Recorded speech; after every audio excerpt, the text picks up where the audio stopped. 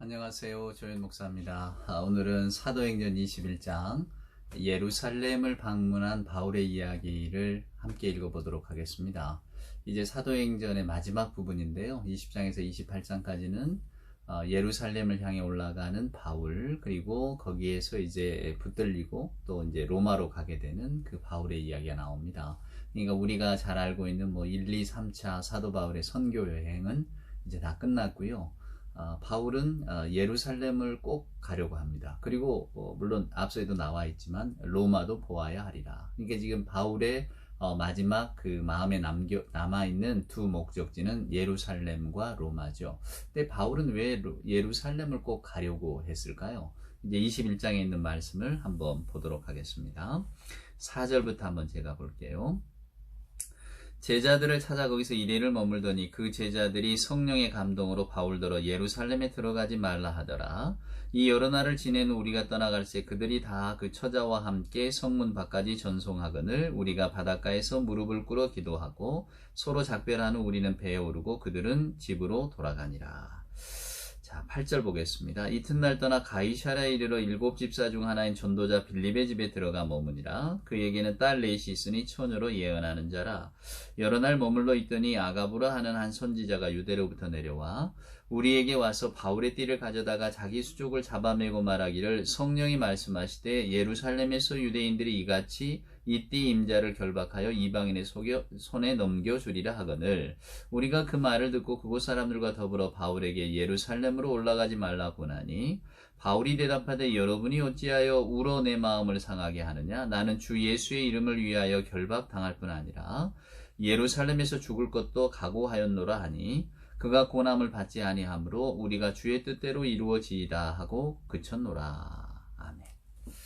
바울이 지금 예루살렘을 향해 갑니다. 근데 방금도 읽었지만은 계속해서 어떤 에피소드가 등장하냐면 바울이 예루살렘으로 가서는 안 된다고 말리는 사람들이 나오고 있어요. 제자들이 그려하고 또 오늘 여기 보면 빌립이라고 하는 전도자의 집에 갔더니 그 아가보라고 하는 한 선지자가 유대로부터 내려와서 예루살렘을 가면 안 됩니다. 바울의 띠를 보고 이게 제가 환상 중에 보았는데 이 띠의 주인이 이렇게 붙들려 갑니다. 그러니까 가면 안 됩니다. 이런 이야기를 합니다.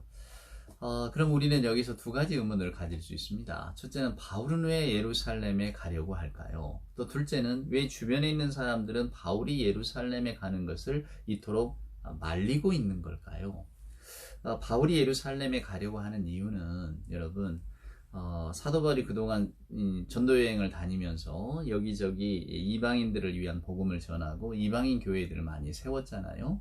그런데 사도 바울 생각에는 이 이방인 교회들 이제는 나는 이제 이 이방인 교회들 더 이상 방문할 기회가 없을 것 같고 이제 떠나야 되는데 그럴 때 바울의 여러분 마음속에 드는 어떤 염려와 근심이 뭐겠습니까? 내가 떠난 후에 저 어린 아이 같은 저 교회들이 과연 살아남을 수 있을까? 정말 저 교회들이 존속해 갈 수 있을까? 그 교회들이 존속해 가려면 여러분 가장 큰 힘이 뭐냐면 예루살렘 교회의 인정과 지원이에요. 사도 바울이 바라볼 때에 예루살렘 교회는 이제 유대 크리스찬들이 중심이잖아요. 베드로부터 시작해서 예수님의 동생인 야고보 다 유대인 출신의 예수를 믿는 분들이잖아요. 근데 이분들이 이제 이방인 출신의 예수를 믿는 분들의 교회들을 인정을 해야 되는데 거기에는 여러분 걸림돌이 있지 않겠습니까? 그게 뭡니까? 이제 율법, 할례, 또 안식일 규정 이런 것들이죠.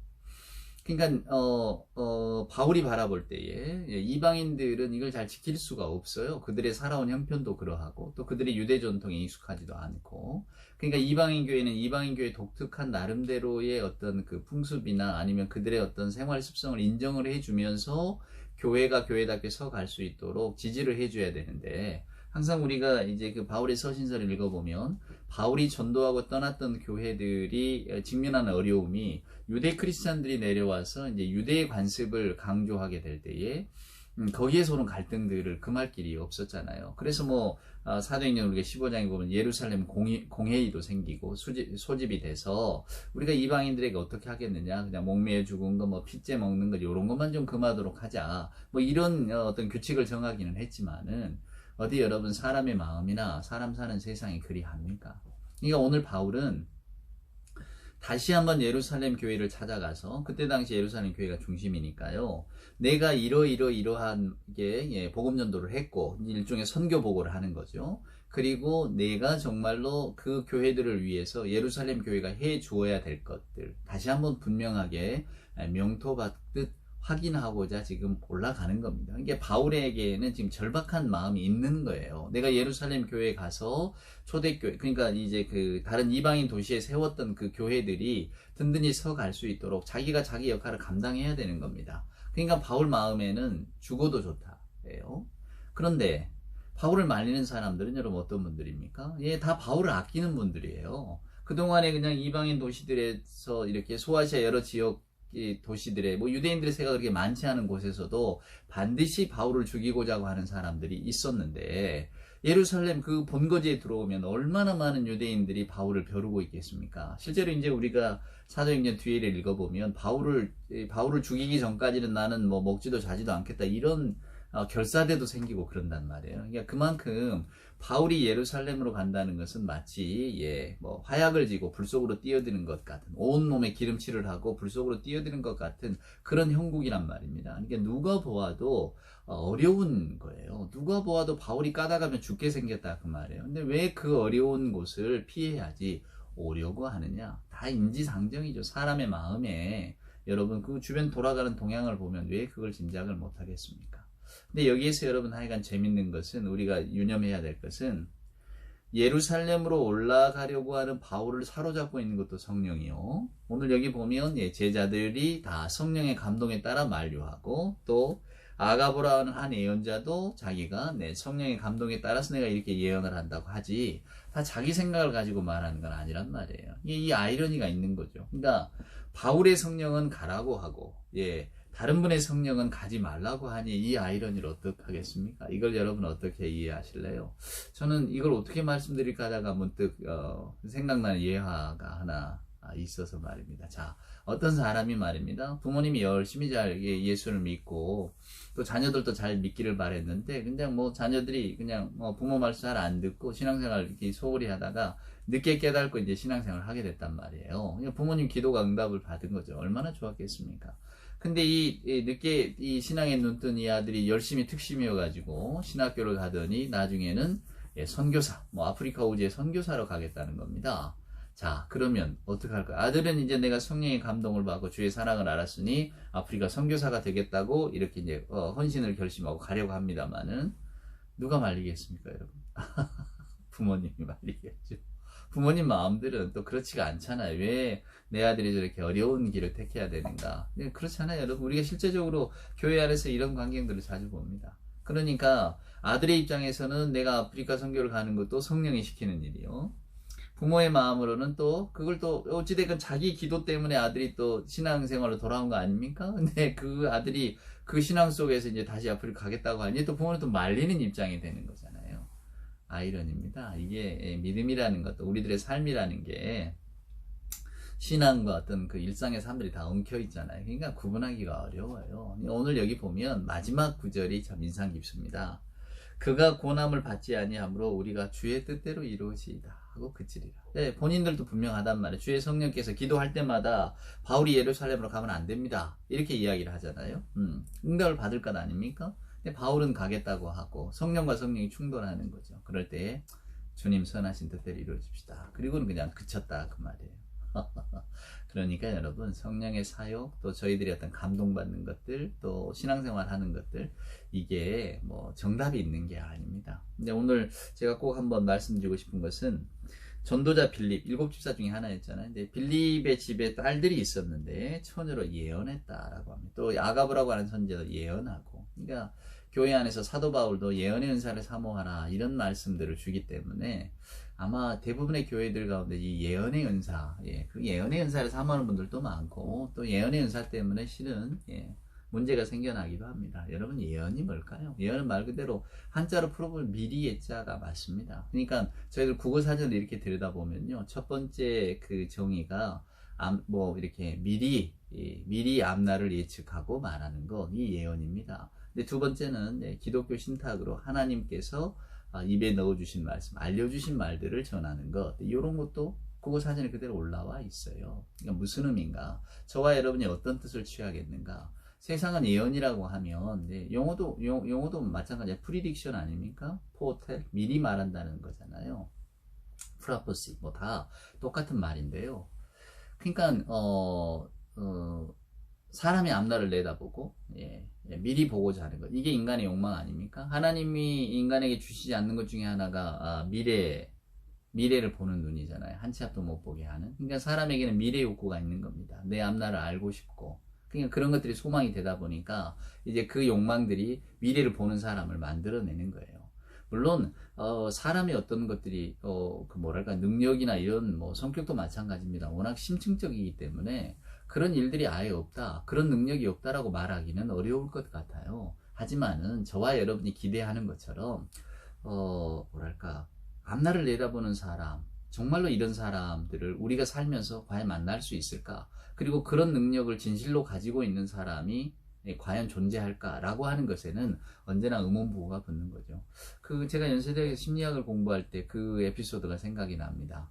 오경자 선생님이라고 미국의 하버드 대학에서 한 20여 년, 거기서 하여간 공부도 하시고 임상도 하신 분이 이제 연세대학에 오셔서 교수 활동을 하셨는데요.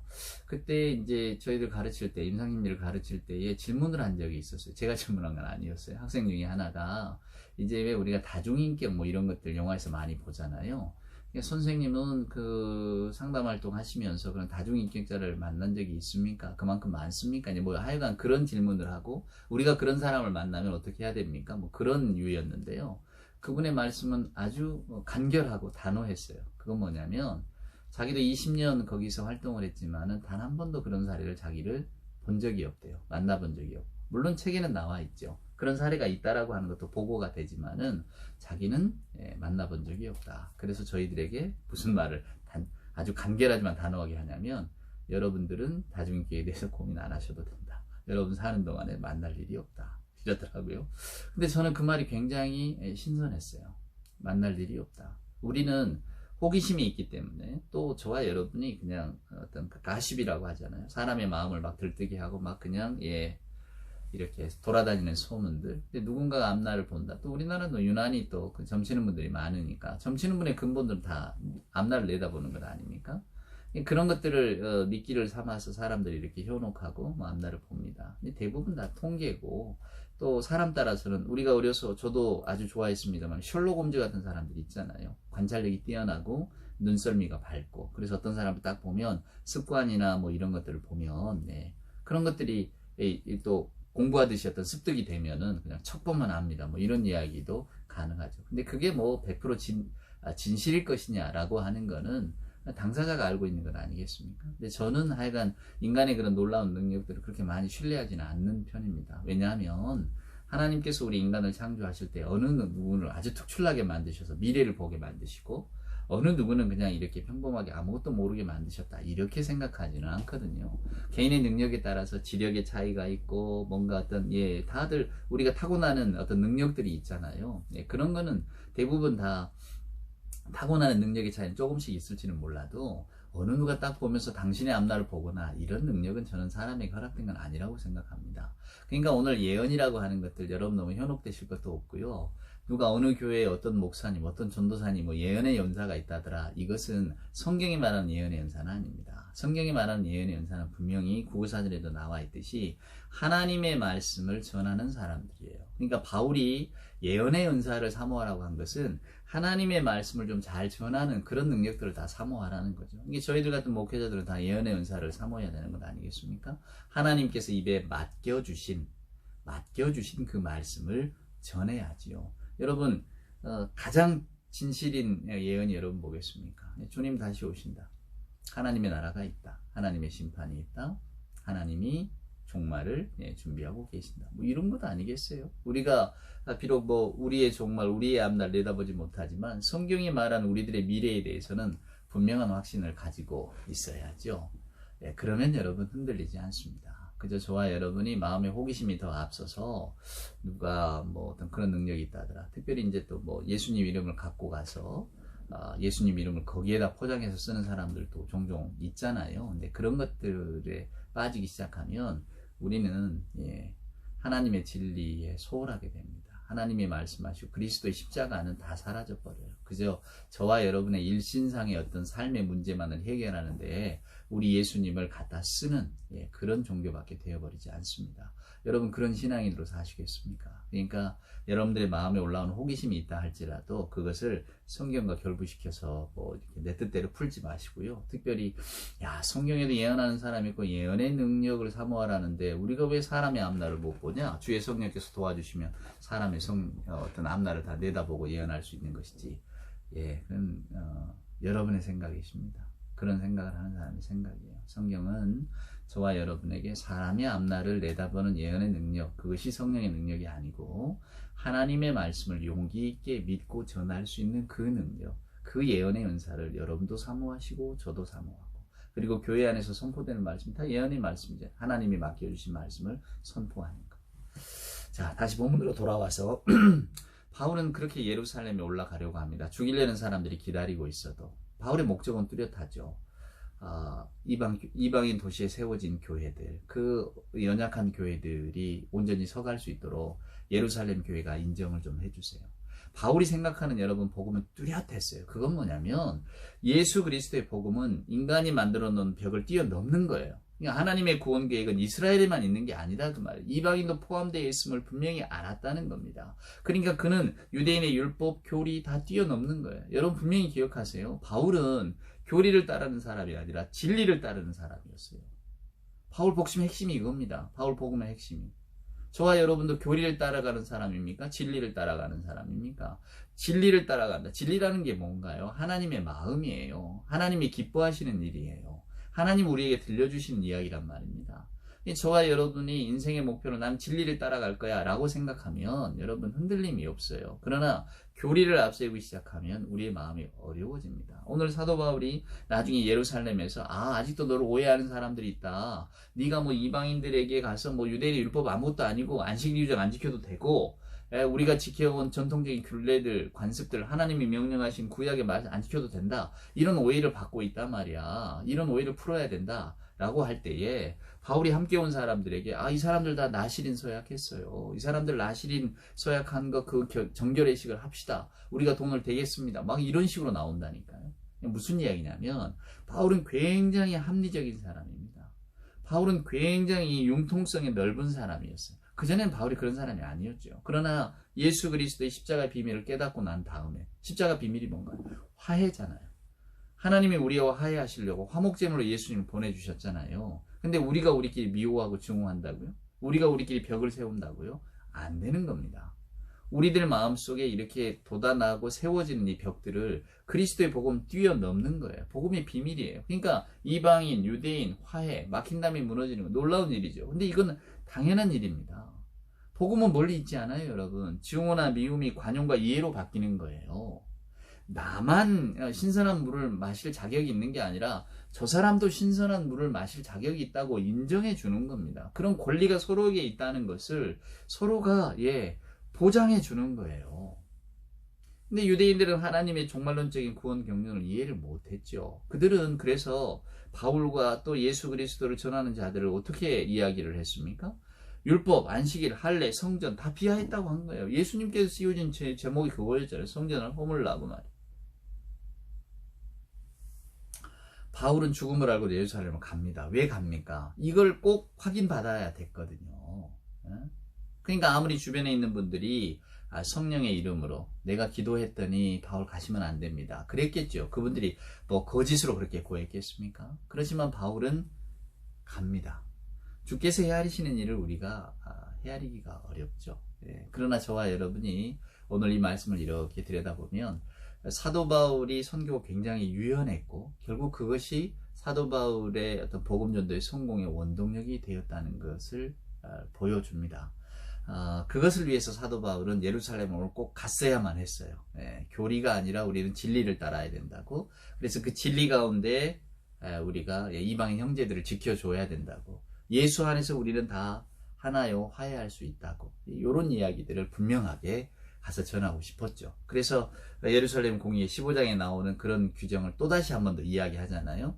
핏째 먹지 말고 목매 죽인 그것만 좀 이렇게 금하라고 해줘라. 그리고는 이방 교회들, 이방인들이 중심이 되는 교회들에게도 우리와 여전히 동등한 하나님의 교회라는 것을 좀 알게 하자. 분명히 바울이 거기서 확답을 받게 됩니다. 물론 이제 그 다음 장을 보면 거기에서 결국은 유대인들의 소동이 일어나서 바울이 이제 포박되어져서 이제 로마의 어떤 그 법정에 끌려가게 되는 장면이 나오죠.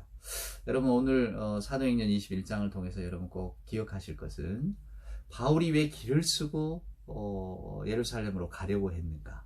바울은 성령의 인도하심이 분명하고 확신을 가지고 예루살렘을 가려고 했는데 또 물론 주변에 바울을 아끼는 사람들은 그들 역시도 성령께서 주신 말씀, 성령께서 주신 마음이라고 하면서 바울이 예루살렘의 어떤 그 길목을 막습니다. 그렇지만 바울은 끝까지 예루살렘을 향해 가고, 왜냐하면 바울의 목표가 뚜렷했잖아요. 이방 도시에 세워진 그 초대교회들, 그 안에 있는 이방인 크리스찬들, 이들의 어떤 신앙생활을 보장을 해줘야 됐으니까 자기가 떠난 다음에도 그들이 다른 것 때문에 유대 크리스찬들로부터 박해를 받거나 또 교회가 흔들리는 것을 방지하자고, 예수 그리스도의 복음이 무엇인가를 분명하게 한 번 더 확인하자고 바울은 예루살렘에 올라갔었고, 결국 그 예루살렘에 올라간 바울의 선교 사역이 정말로 연약했던 또 각 이방 도시의 교회들을 온전하게 세워가는 어떤 그런 기틀을 마련하는 계기가 되지 않았나, 그렇게 생각이 들어집니다. 예루살렘으로 향해 올라갔던 바울, 교리가 아니라 진리를 따랐던 사도 바울. 오늘 이 사도 바울의 모습이 오랫동안 저와 여러분의 뇌리 속에 남아있는 그런 광경이 되었으면 정말로 좋겠습니다.